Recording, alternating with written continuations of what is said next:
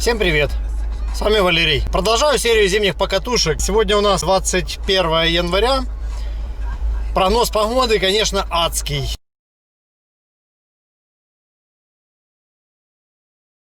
Сегодня будет, вернее сейчас минус 22. Ну, хотя машина показывает, если посмотреть, минус 20 показывает. За городом, думаю, будет минус 22.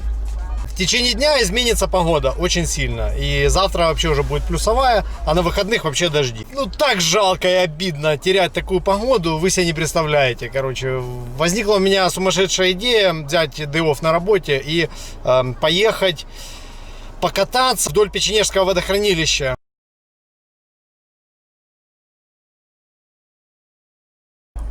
Так как целую неделю были глубокие морозы, на водохранилище наморозило отличный лед. Можно вдоль кромки ехать, вообще не переживая.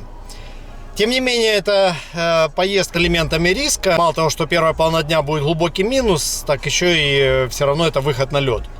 Решил я поискать компаньона и предложил эту идею Жене Запаре. Вот сейчас Женю встречаю, кидаем велосипеды на машину и едем в Старый Салтов.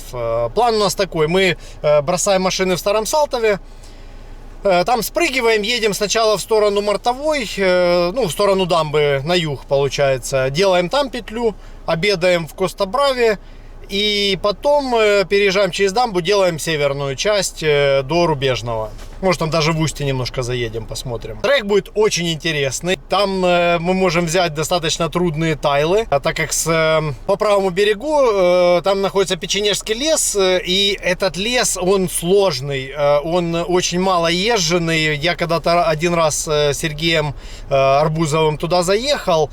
Трек, конечно, был там адский. Тем не менее, можно вдоль водохранилища поснимать там тайлы, которые, ну, чтобы не заезжать там со стороны леса в эти квадраты. Ну вот, планчик у нас такой на сегодня. Решили урвать, короче, последний день зимы, потому что потом будет оттепель, дожди, скорее всего, снег весь сойдет. Не знаю, если будет еще заморозки, лед будет держаться. Хотел еще в Змейскую область поездить по пескам, пока не замороженные. Вот такой еще планчик есть. Ждем Женю, сейчас он одевается, выходит, и едем.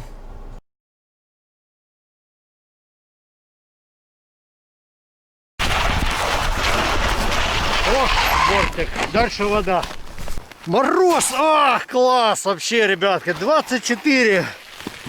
Это мой рекорд. По ощущениям пишет минус 30.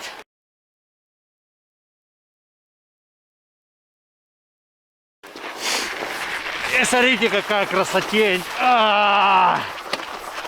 У нас план просто дерзкий. Сейчас по воде. Тут машинами ездят.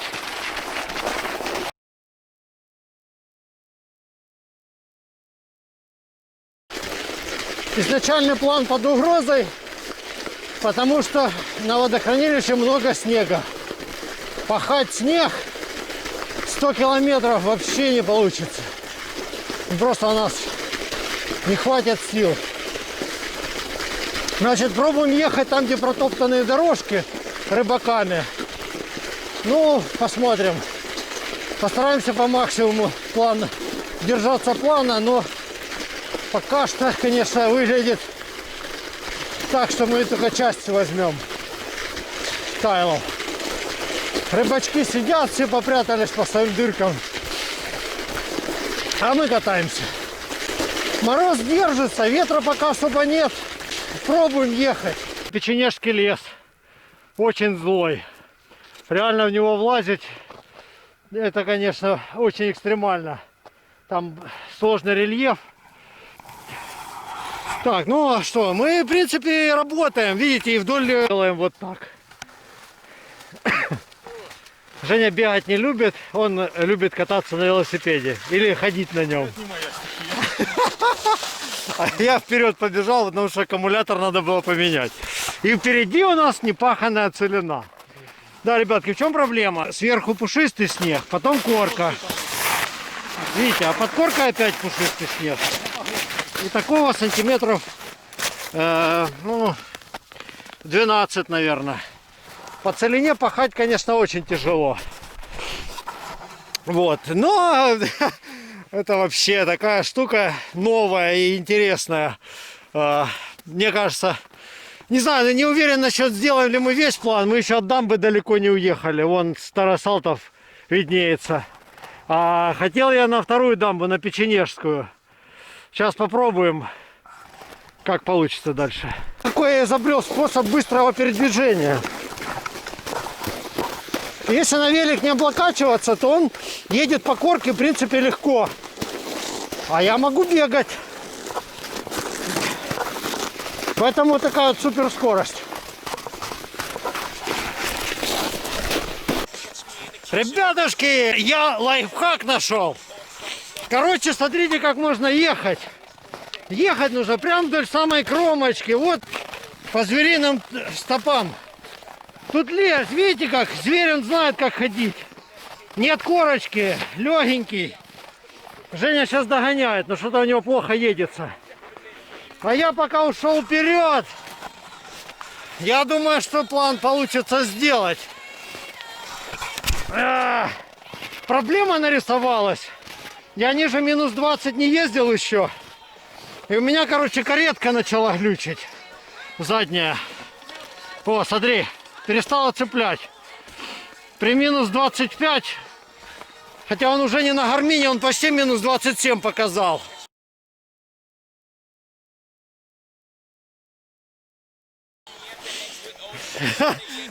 Каретка перестала цепляться. Это вообще да капец какой-то. Как такое возможно? Я в шоке. О, Женя тоже дотумкал, где нужно ехать. Все, сейчас дело наладится.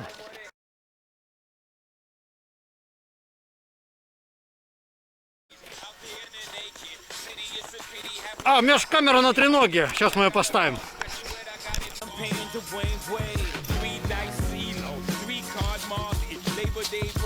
Как вам танцульки на минус 25?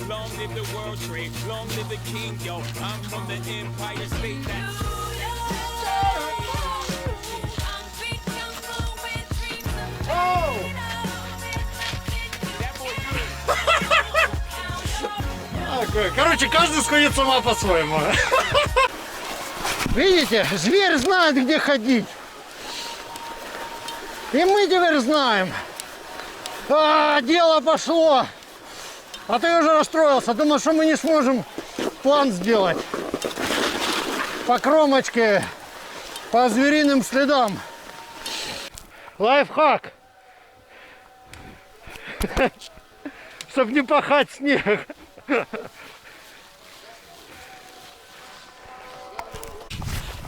Так, время у нас... Сколько время, кстати? Сейчас проверим. О, 10 часов утра. Поднялся ветер. Сейчас он у нас встречный. Выдувать начал. А Женю пришлось утеплить. У него же ноги подмерзли, поэтому поставили химические стельки. Сейчас отогреваться начал. Едем дальше. Печенеги.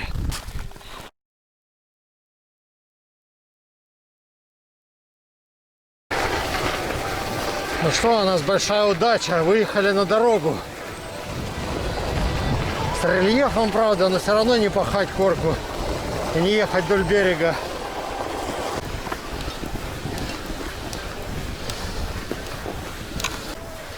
Трасса у нас быстро закончилась.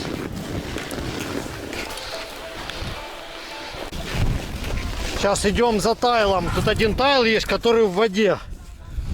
Он полностью весь только внутри. Поэтому его взять можно или вплавь, или зимой на велосипеде по льду. Видимо, ветер был, видите, как подняло лед. Там такая кромка образовалась. Тут другой прикол, смотрите, берег как подперли, чтоб не отваливался. Ход-фикс на ход-фиксе. Все подпирали. Один ход-фикс, второй, третий. Короче, костыли на костылях. Но берег держится, видите, пока работает. Деревья, блин. Кто так валяет деревья? Велосипедистам потом объезжают это.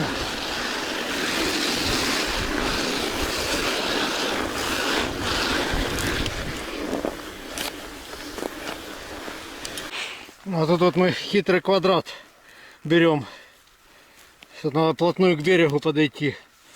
Ну, так как у нас и так трек идет вдоль берега, то мы, в принципе, тут его забираем легко.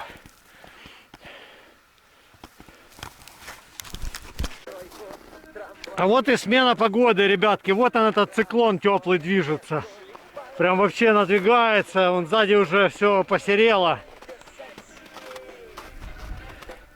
Там еще мороз, там еще антициклон арктический. А мы работаем дальше. Вы что, думали, что мы расслабились? Нет.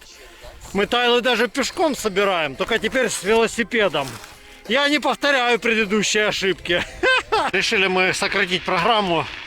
Что-то подушатались пахать, короче. Снег этот сильно сложно получается. Сейчас заехали в Мартовую, выпили чайку. И поедем до Хатомли по трассе. Ну, грунтами. В Хатомле там заедем на базу Коста Браво, пообедаем. И по настроению еще будем смотреть дальше. Едем тут грунтовыми дорогами в сторону Хатомли.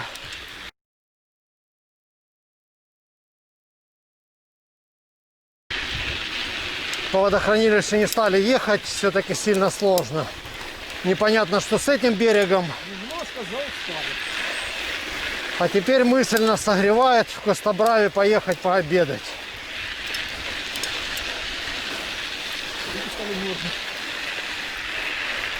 Едем с попутным ветром теперь. Температурка повысилась уже где-то сколько там, минус 13, наверное, уже.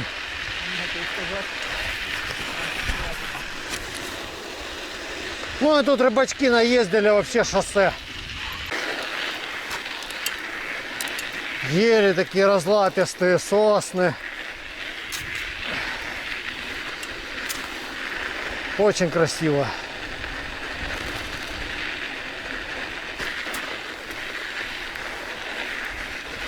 С Мартовой, короче, в Хатомлю едем новым треком вдоль водохранилища, тут грунты.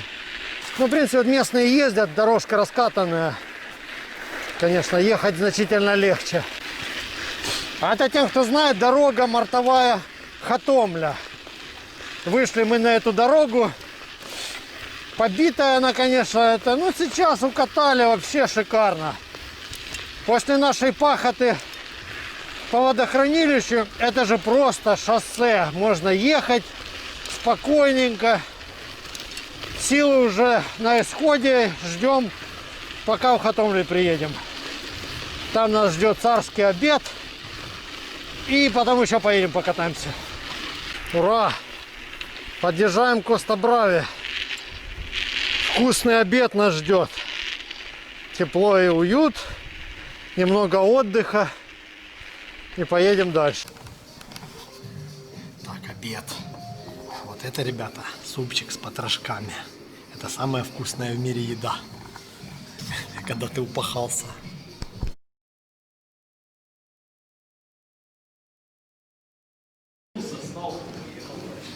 Так, сомчик, по-моему, еще вырос сантиметров на 10, не меньше. Раньше он был такой маленький, а сейчас он уже помещается только вдоль. Бедолага. Красавчик.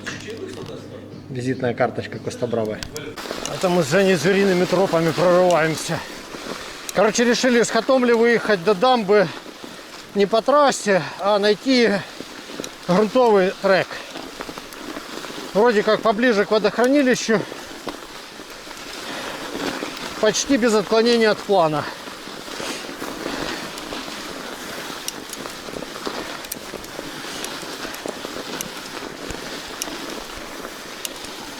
Опять повторюсь, что красота просто сказочная.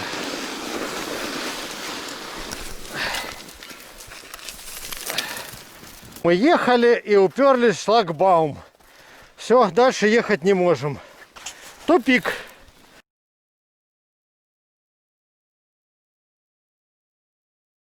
Навигацию не видно.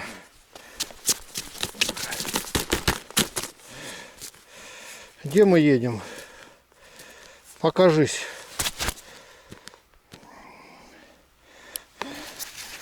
Короче, Где-то в середине непонятно чего. Башенки, башенки. Красненькая, смотрите какая особенная. 1970. Так, надо зафоткать коллекцию. Сейчас мы ее щелкнем.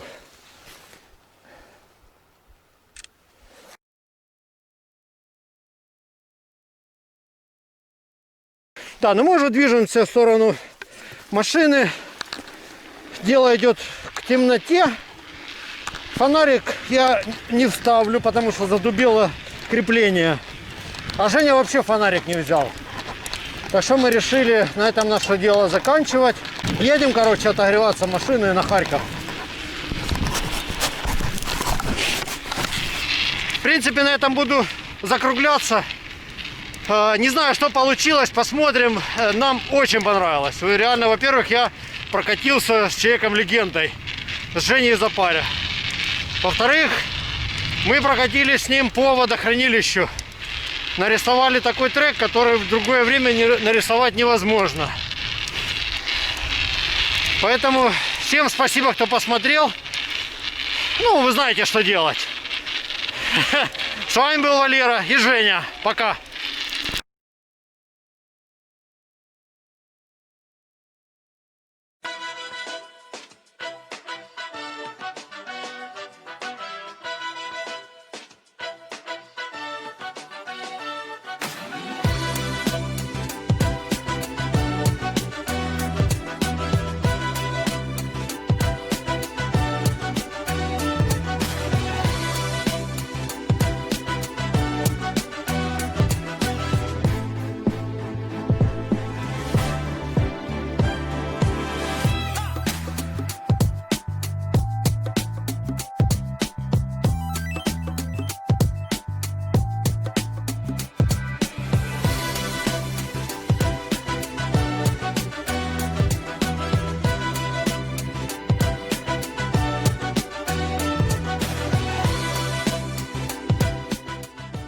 Небольшая сцена после титров для тех, кто досмотрел до конца.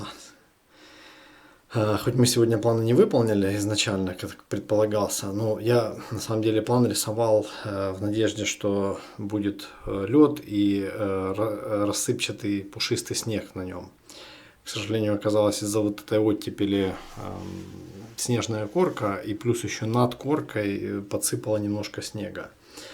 Но это не страшно, и в принципе план вообще был выехать и попробовать такой формат покатушки, потому что тут же планы еще идут дальше. Например, есть речка такая Оскол и Старооскольское водохранилище. Оно очень вытянутое, и тут же сразу мы с Женей начали думать в одном направлении, что если в следующий раз, там, в этом году или в следующем, погода будет способствовать накоплению, нарастанию хорошего льда и отсутствию снежного покрова, или хотя бы чтобы он минимальным был, то такой шанс нужно обязательно использовать и сразу же ехать по этому маршруту и покрывать эти тайлы по водохранилищу. В принципе, мы разведку сегодня сделали, и этот формат работает. Что самое прикольное, несмотря на то, что там была с утра экстремально низкая температура, потом начала меняться погода, у нас стал встречный ветер, ну представляете, да, то есть минус 20, и там ветер, наверное, там километров 10-15 в час. Я-то, в принципе, уже привыкший к таким вещам, для Жени оказалось немножко сложно.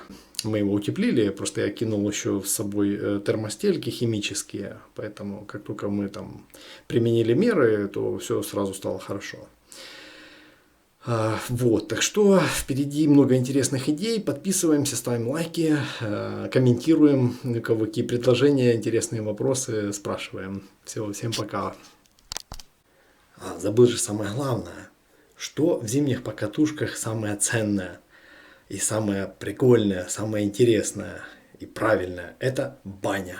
Поэтому, естественно, я после таких развлечений всегда стараюсь растопить баньку и попариться. После этого можно ложиться спать и спать сном младенца. Все, теперь уже пока.